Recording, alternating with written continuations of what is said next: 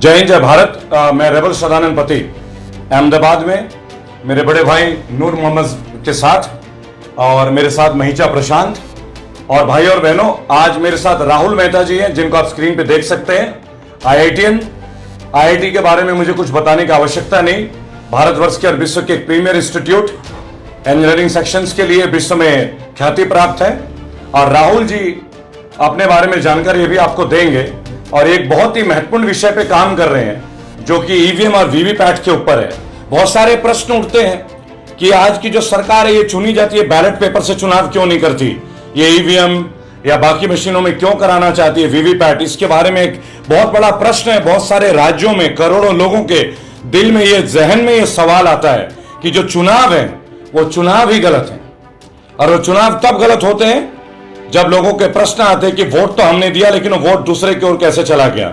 इसी के बारे में हम बात करेंगे। लेकिन इस वीडियो में बात करने से पहले भाई और बहनों, मैं एक बात कहना चाहूंगा कि मैं अहमदाबाद संजीव भट्ट जस्टिस फॉर संजीव भट्ट जो कैंपेन है वो मैं नूर मोहम्मद साहब के साथ मिलके यहां शुरुआत किया है। उन्होंने मुझे आग्रह किया था, यासीन नूर जो इनके बड़े भाई है, उन लोगों ने मिलके संजीव भट्ट के लिए पूरे राष्ट्र में कैंपेन का आगाज किया, जिसके लिए उन्होंने मुझे एक उपयुक्त व्यक्ति माना।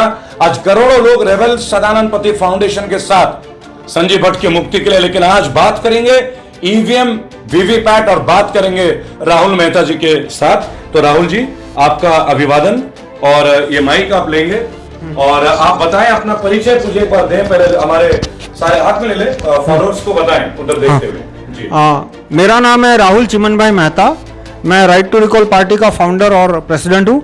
और मैंने बीटेक किया कंप्यूटर साइंस में आईआईटी दिल्ली से, फिर एमएस किया new Jersey state university, Rutgers university से। और फिर मैं 1990 में मैंने आईआईटी कंप्लीट की बीटेक। और फिर बाद में मैंने 9 साल 10 साल यूएस में काम किया और मार्च 99 से मैं यहाँ पर हूँ। और मेरा मकसद है भारत में right to recall, jury system, ये सारे कानून लाना जी। और एक बड़ा मुद्दा ईवीएम वीवीपैट का है कि 1989 में जब मैं आईआईटी के 4th ईयर में था तभी मैंने ईवीएम के खिलाफ पेपर लिखा था। तब वीवीपैट नहीं था, कि एकदम बकवास चीज़ है। और उसके बाद 2011 में 12 में जब वीवीपैट आया तब सब कुछ ठीक लग रहा था, लेकिन मैं सोच रहा था कि कागज के वोट कैसे बदले जा सकते हैं। तो बाद में मैंने कुछ नोटिस किया कि वीवीपैट में कुछ नए फीचर डाले गए और उसके द्वारा कागज के वोट भी बदलना संभव है। मतलब करोड़ों वोट सिर्फ 1-2 आदमी मिलके फैक्ट्री के में एक बार प्रोग्राम डाल दो कि जो कि वोट बदली कर सके। उसके बाद सिर्फ एक आदमी की मदद से पूरे भारत में 10 करोड़ कागज के वोट बदले जा सकते हैं। और इलेक्ट्रॉनिक वोट कैसे बदले जा सकते हैं वो चैप्टर तो 1989 में ही क्लोज हो गया था। बाद में 2011 में जैसे आपको ये महसूस हो, उधर देखते हुए बात करेंगे। जैसे राहुल जी आपको ये लगा और आपके अंदर ये प्रश्न रहा होगा कि ये वोट बदले जा रहे हैं, क्योंकि शायद करोड़ों लोगों ने आपसे भी संपर्क किया होगा कि वोट तो हम दे रहे हैं किसी और को, लेकिन रिजल्ट शायद कहीं और आ रहा है। क्योंकि एक जन संग्रह होती है। नूर साहब, हम लोग, प्रशांत जी हमारे बीच है। मैं बताना चाहूंगा प्रशांत जी एक युवा एक्टिविस्ट है और इस मुद्दे पे चर्चा करने से पहले मैं आपका धन्यवाद दूंगा प्रशांत जी जो आप आए हमारे मंच पे। और प्रशांत जी भी लोगों को जागरूक कर रहे हैं इस बैड गवर्नेंस के अगेंस्ट, जो आज बीजेपी का बैड गवर्नेंस है। क्योंकि मुझे लगता है कि सफल गवर्नमेंट तब होती है जब आम लोगों के जो प्रश्न होते हैं, जो उनके क्वेरीज होते हैं, जो उनके क्वेश्चंस होते हैं, अगर सरकार सीधी सीधी बात करे और हर उस मुद्दे पे ओपन टेबल पे, जैसे कि आप इस टेबल पे देख सकते हैं, मेरे साथ मेरे सहयोगी विकी आनंद है कैमरे में और मैं उनका धन्यवाद दूंगा क्योंकि कैमरे के पीछे होते हैं, उनके बगैर ये सफर कामयाबी तक हम नहीं ला सकते हैं। आप देख सकते हैं पूरा वीवीपैट का जो ईवीएम का जो पैटर्न है वो माननीय राहुल जी ने इस चीज को किया है। तो राहुल जी मुझे एक बात आप बताएंगे, इस चीज का जो पूरा डिजाइन है और ये जो कंसेप्ट है, ये आपका खुद का कंसेप्ट है? कैमरे में देखते हो आप बोलेंगे। मतलब ये मेरा प्रोग्राम, अच्छा, यदि वीवीपैट में डाल दिया जाए मैन्युफैक्चरिंग के टाइम पे। ये क्या है बेसिकली, व्हाट इज दिस? ये मैंने खुद इसलिए बनाया क्योंकि इलेक्शन कमिशन वीवीपैट दे नहीं रहा। ये वीवीपैट है आपके हिसाब से? ये मैंने एक डमी मॉक वीवीपैट बनाया। मॉक वीवीपैट का एक डमी वो इसलिए क्योंकि असली वीवीपैट मुझे इलेक्शन कमीशन दे नहीं रहा। यदि वो वीवीपैट दे तो मैं उनके वीवीपैट में ये प्रोग्राम डाल के बता सकता हूँ कि उनका वीवीपैट कैसे वोट बदली कर सकता है। अच्छा, मुझे एक बात बताएं। चलिए, सबसे पहले आपका ये जो एलिमेंट्री चीज है राहुल जी, हम इसके बारे में 2-3 चीजें बात कर लेंगे विस्तृत तौर पे। मैं एक बात आपको बताना चाहूंगा कि आज आप हमें ये बताने वाले हैं कि किस तरीके से वोट शेयर जो है एक मशीन के अंदर भी परिवर्तित हो सकती है। बिल्कुल। क्या कैमरे में देख के आप ये बात बोल सकते हैं? हाँ बिल्कुल, इसमें मतलब आपके हिसाब से तरीका है कि वोट बदले जा सकते हैं? बिल्कुल तरीका है। इसमें जो डिजाइन चेंज किए गए थे उसके द्वारा जी अंदर फैक्ट्री में यदि इस तरह का प्रोग्राम डाला जाए तो वो प्रोग्राम है, वो इलेक्शन मान लो 30 सितंबर को है, तो 30 सितंबर सुबह 10 बजे तक मॉक पोल के फर्स्ट राउंड में और उससे पहले एकदम ईमानदारी से काम करेगा, यानी लगेगा ही नहीं कि ये चोरी करने वाला है। और जिस दिन चुनाव है, मान लो 30 सितंबर को है, तो 30 सितंबर सुबह पहले मॉक पोल में भी सही रिजल्ट देगा और 10 बजे के बाद 100 वोट गिरने के बाद वो वोट बदली शुरू करेगा कि वोटर को, प्रिसाइडिंग ऑफिसर को, कलेक्टर को, किसी को पता नहीं चलेगा। और पूरे भारत में 10 लाख वीवीपैट में, हर एक वीवीपैट में 100-150 वोट बदल के पूरे भारत में 10 करोड़ वोट बदले जा सकते हैं। आप भाई और बहनों, आप गौर से सुने, राहुल मेहता जी जो बात तो इसको बता रहे हैं हमें, ये एक बहुत बड़ा पॉइंट है कि बॉक्स के अंदर का जो चेंजिंग है, जो पैटर्न बदलना है, क्या आपको शायद ये लगेगा कि आपने अपने पसंद के पार्टी को या पसंद के उम्मीदवार को आपने वोट दिया? मैं धन्यवाद दूंगा नूर मोहम्मद साहब का, जिन्होंने अपने प्रांगण में हमें ये जगह दी और एक मंच, इसके लिए मैं आपका आभारी हूं नूर जी। मैं आभार प्रकट करूंगा कि एक 70 साल के व्यक्ति में भी ये जोश है अपने राष्ट्र के लिए, जो अपने कार्य को छोड़ के, मैं हूं चाहे आचार्य, जो हम तो चलिए एक युवा अवस्था में हैं और राहुल जी भी एक युवा अवस्था में ही हमारे साथ, लेकिन नूर मोहम्मद जैसे लोग जो संजीव भट्ट के लिए कैंपेन करते हैं कि संजीव भट्ट को आजाद कराया जाए, उनके परिवार में यासीन जी, और आज हम जो देख रहे हैं वीवीपैट का एक डमी, तो इस वीडियो के माध्यम से millions of people will get educated that yes things can be done. मैं ये नहीं बोल रहा हूं कि ये सही है या गलत है, लेकिन इसे बताने के लिए राहुल जी, जो आप लोग के बीच एक फॉर्मर IITian है और इसके अलावा उन्होंने अब्रॉड में भी हायर स्टडीज की है, अब्रॉड में सर्व किया है, और बताना चाहूंगा आपको, खुद एक पॉलिटिकल पार्टी के संस्थापक हैं, फाउंडर हैं, राइट टू रिकॉल। तो आप समझ सकते हैं कि जब एक IITian अपने सारे वर्क को छोड़ के इस देश को, जो कि आज राहुल जी शायद आपको भी लगता है कि कहीं ना कहीं डेमोक्रेसी खतरे में, बिल्कुल है, बिल्कुल है, लॉकडाउन की वजह से, ये ईवीएम की वजह से। हाँ। की जब बात करेंगे तो अभी आपको बताया जाएगा जो राहुल जी बताना चाहेंगे कि किस तरीके से वोट बदला जा सकता है। चलिए राहुल जी, इस सफर को शुरू करते हैं। आप बताइए, हम वोटर के तौर पे आपके सामने अपने ही सहयोगियों को लाते हैं, बताइए। तो ये मैंने एक डमी ये बैलेट बॉक्स बनाया है कि इसमें 3 कैंडिडेट है, एक है केला, एक है एप्पल, संतरा, सॉरी सेब, और तीसरा है तरबूज, वाटरमेलन। 3 कैंडिडेट, 3 सिंबल है, 3 चुनावी सिंबल है।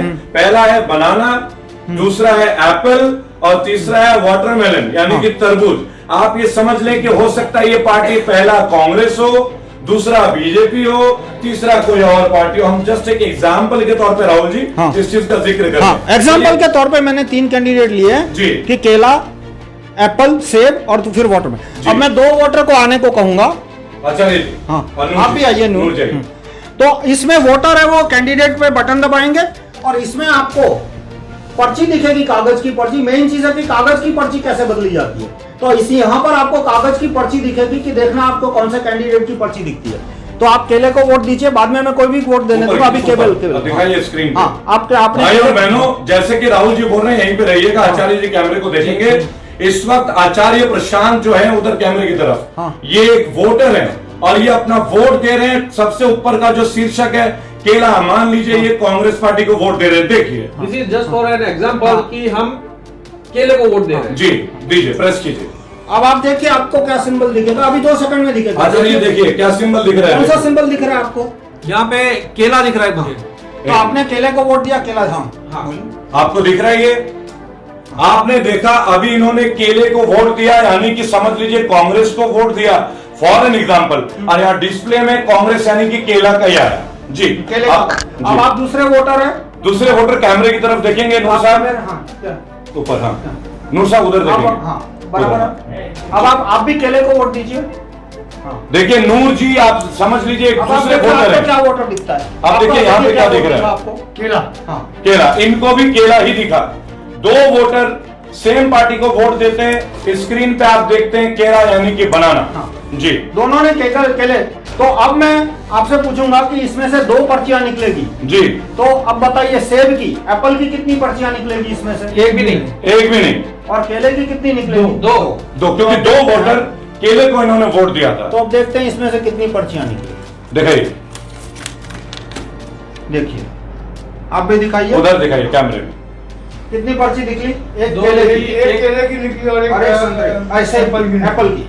2 तरह की पर्ची निकली है। 2 वोट दिया था लोगों ने, केले को वोट दिया, यानी कि एक ही पॉलिटिकल पार्टी को वोट दिया। लेकिन जो पर्ची निकली वो पर्ची निकली एक केला की और एक सेब की और एक एप्पल की। जी भाई और बहनों, एक ही, आप थोड़ा इधर आ जाएंगे, कि 2 वोट दिए गए, केले को वोट दिया। मान लीजिए कि केला जो है सिंबल कांग्रेस का हो, इस तरह से दोनों ही पर्ची में एक ही चिन्ह आना चाहिए था, यानी कि बनाना यानी कि केले का। लेकिन आपने देखा पर्ची में आया एक केला यानी कि बनाना और एक सेब यानी कि एप्पल, जबकि क्या आपने दिया था? इधर आ जाइए। नहीं, मैंने केले को ही जी, दिया। दोनों नहीं। आपने, आप इधर आइए, चलिए बाहर आइए, आइए नूर जी आइए। क्या आपने एप्पल को प्रेस किया था? नहीं किया था मैंने। क्या आपने एप्पल को प्रेस किया था? केले को प्रेस किया। इन्होंने केले को प्रेस किया था, यानी एक तरह से एक पॉलिटिकल पार्टी, दोनों ने सेम पॉलिटिकल पार्टी को प्रेस किया। लेकिन राहुल जी ने जो पर्ची निकाल के दिखाया उसमें एक केला का था और एक एप्पल का था, यानी 2 डिफरेंट पॉलिटिकल पार्टीज का, जबकि इन्होंने एक ही पॉलिटिकल पार्टी को यानी वोट किया। एक केले का वोट एप्पल में चोरी हो गया। जी हाँ, अब ये 2017 का ईवीएम वीवीपैट, तो इसमें आप देख सकते हैं कि कांच है वो ट्रांसपेरेंट है, जिसमें राहुल जी, मैं रिक्वेस्ट करूंगा धीरे से एक बार फिर से पुनः बताएं, धीरे धीरे, ताकि हमारे दर्शकों को पता चले। हाँ, ये पुराना वीवीपैट है। कौन से साल का है ये? जून 2017 से पहले। भाइयों और बहनों, जून 2017 के पहले का वीवीपैट का स्क्रीन आपके सामने बताए राहुल जी। हाँ, इसमें कांच है वो सफेद है, आर पार दिखे वैसा सादा कांच, कि जिसमें, और बाद में जून 2017 में बदलना शुरू किया। सारे वीवीपैट पे एक ही दिन में कांच नहीं बदला होगा जी। लेकिन जो बदलना शुरू किया उसमें नया कांच जो है वो काला है, एकदम डार्क ब्लैक। आगे से आईना है, उसकी डिजाइन इस तरह से है कि आगे से आईना है, फ्रंट से जो लुक है वो मिरर है, और पीछे से कांच है, और अंदर लाइट होती है, तभी दिखता है कि अंदर क्या है। जब तक लाइट नहीं होगी तब तक दिखेगा नहीं कि अंदर क्या है। ये जो डिजाइन आया उसके बाद ये मैनिपुलेशन संभव है। इसमें भी मैनिपुलेशन संभव है, पर वो बहुत कॉम्प्लिकेटेड है, वो मैं कभी बाद में बताऊंगा। भाई और बहनों, राहुल जी एक फॉर्मर आईआईटीएन, इंडिया की वर्ल्ड के प्रीमियर इंस्टीट्यूट से कंप्यूटर साइंस 1990 बैच के pass out and a successful working people. और मैं आपको एक बात बताना चाहूंगा, जिस चीज को वो क्लेम कर रहे हैं, एक्चुअली मैं टेक्निकल व्यक्ति नहीं हूं तो मैं टेक्निकल बात नहीं कर सकता। मैं एक एक्टिविस्ट हूं, मैं रेबल हूं, मैं बागी हूं, मैं बगावत कर सकता हूं। बहुत दिनों से लोगों के मेरे पे कंटिन्यूअस मैसेज आ रहे थे कि इलेक्शंस को इस बार ईवीएम में नहीं, बैलेट पेपर के तौर पे कराया जाए। और लाखों करोड़ों लोगों की आवाज है। आज अहमदाबाद में गांधी जी की पवित्र धरती में, जहां से साबरमती, जहां से हर चीज का विकास हुआ है, जहां से लोग प्रचलित हुए, आज मैं उस मंच से, अहमदाबाद गुजरात की वीर धरती से एक बात का आग्रह करूंगा वर्तमान की सरकार को कि वो राहुल जी के जो प्रश्न है, राहुल जी के प्रश्न का उत्तर दे। राहुल जी को हमारे रेबल फाउंडेशन के साथ मंच पे बुलाएं, ताकि अगर ईवीएम में आपकी जेन्युइनिटी है तो एक भारतीय होने के नाते, एक वोटर होने के नाते, it is his right to ask a question from you कि आपने 2017 के पहले के ईवीएम के बॉक्सेस में ये जो कांच का पोर्शन था भाइयों और बहनों, जो अभी पेपर में आप देख सकते हैं, और बाद में जो किया गया, बाहर से मिरर, अंदर से ग्लास और लाइट उसके अंदर, इतना बड़ा वेरिएशन जो हुआ है वो टेक्निकल है, नॉन टेक्निकल, और लोगों के बीच आए और राहुल जी जैसे टेक्निकल लोगों के बीच ये बात समझाएं। बताएं राहुल जी। अब मैनिपुलेशन कैसे हुआ कि यदि मैं कांच खुला रखूं तो आपको 1 सेकंड में समझ में आ जाएगा कि कागज की पर्ची कैसे वोटर के सामने खड़े खड़े बदल गई और वोटर को पता भी नहीं चला, प्रिसाइडिंग ऑफिसर को, कलेक्टर को, कि जब पहले वोटर ने केले को वोट दिया। आप आइए, पहले वोटर जी आचार्य जी, आप केले को वोट दीजिए। तो केला छापा, लेकिन अभी दिखेगा नहीं क्योंकि कांच बंद है। लाइट चालू होगी तब कांच दिखेगा कि केला है। लेकिन प्रोग्राम को वोट चोरी करना था, तो प्रोग्राम ने क्या किया अभी देखते हैं। लाइट बंद कर दी तो ये तो वोटर है वो संतुष्ट होकर चले गए, लेकिन प्रोग्राम ने केले की पर्ची काटी नहीं, वही की वही रखी। अब आप दूसरे वोटर है, अभी तो आपको पता है पर आपको दिखता है कि इसके पीछे कागज है, अभी दिख रहा है आपको? नहीं दिख रहा। यदि ये इनको मैं बताना चाहूंगा, थोड़ा मैं आग्रह करूंगा राहुल जी को धीरे धीरे चलें, बिकॉज जो लोग कैमरे में देखते हैं, जो लोग यूट्यूब में देखते हैं, हम चाहेंगे थोड़ा स्लोली स्टेप बाय स्टेप इस चीज को दोबारा रिपीट करें। आप इस लाइन पे एक बार थोड़ा धीरे से फिर से रिपीट करके बताएं। ये पहले वोटर थे जिन्होंने केला दबाया, उन्होंने केला देखा, लेकिन मशीन ने क्या किया, केले की पर्ची छापी, लाइट चालू करके इनको दिखाई, लेकिन कटी नहीं। अब दूसरे वोटर है, कांच काला है, आगे से आईना है, आगे से mirror, by the front appearance is a mirror and behind the mirror it's a dark glass जी। हाँ, तो आपको कुछ दिखेगा नहीं, आपको दिख रहा है नहीं, कुछ नहीं दिख रहा। अब आप वोट दीजिए केले को वोट देना।